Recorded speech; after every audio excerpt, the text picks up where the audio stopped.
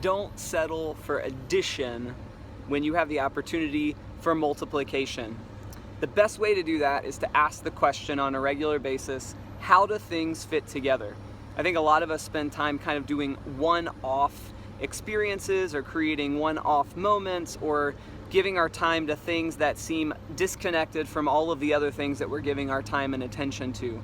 But once we can find and focus in on the common thread that unites all of our actions, all of our words, all of our blog posts, all of our Instagram posts, all of the things we put on Facebook, all of our effort and energy in building the thing that we're building, once we're able to find the common thread and tie that common thread, weave that common thread through everything we do, suddenly everything works together to eventually become more effective than it would be if we didn't focus in on those things in a connected fashion and just kind of one-offed all of them. So one of the things that kind of first brought my attention to this idea was visiting Barcelona for the first time. There's an architect, his name is Gaudí, and he has several buildings throughout the city of Barcelona, and in addition to the buildings, he has a park. It's called Park Güell, and it's an amazing experience, and it's full of mosaics and caves and just like spaces to explore and discover. And all of the spaces and all of the experiences at Park Güell are tied together. And it's not like just one thing and then another thing in a grassy space, or one art installation and then next to another art installation in a grassy space. There's actually a cohesive narrative at Park Güell that ties everything together. And the first time I went to Park Güell was in 2009. I was able just to walk in.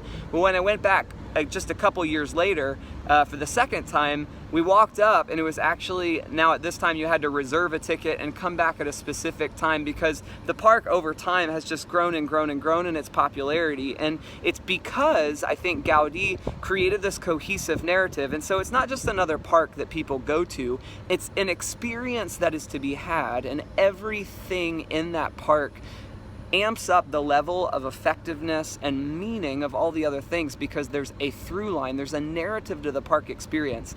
And I love in Barcelona that it's not even just Park Güell. Gaudí's themes and his architecture actually are also in his buildings that he's built around the city, and it brings all of Barcelona together to create this kind of cohesive narrative that makes everything in Park Güell and everything in Barcelona seem to mean more. And I think all of us have that opportunity, and I think, you know, that scales to even all of our cities. I have the fortunate opportunity of being part of a lot of the creative conversations here in Central Florida. And, you know, I'm constantly asking that question. What's the narrative that we're creating, and what's the narrative that currently exists in our city, and how are we working together to tie things together so that all of them together are exponentially more effective? And that's what we do with Creative City Project. That's what we do with Immerse. We bring all of these artists together in the same space. And this year in 2017, for the first time, we're introducing a theme to help even bring a greater sense of cohesiveness to all of the performances that will be happening through our footprint. And whether you're making your own art, or you're starting a business, or you're publishing stuff on the internet, all of us have the opportunity to be asking this question: what's the cohesive narrative?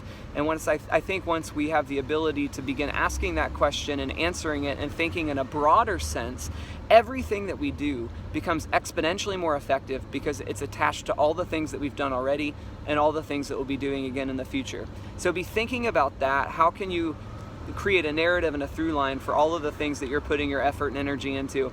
Thanks for watching this. Always so great to spend time with you, and so appreciative of the time that you give to this. Feel free to subscribe to this channel, and I'll be giving updates of the journey of Immerse as we move to Immerse 2017 and even to Immerse 2020, and lots of the stories and experiences and lessons that we're learning along the way.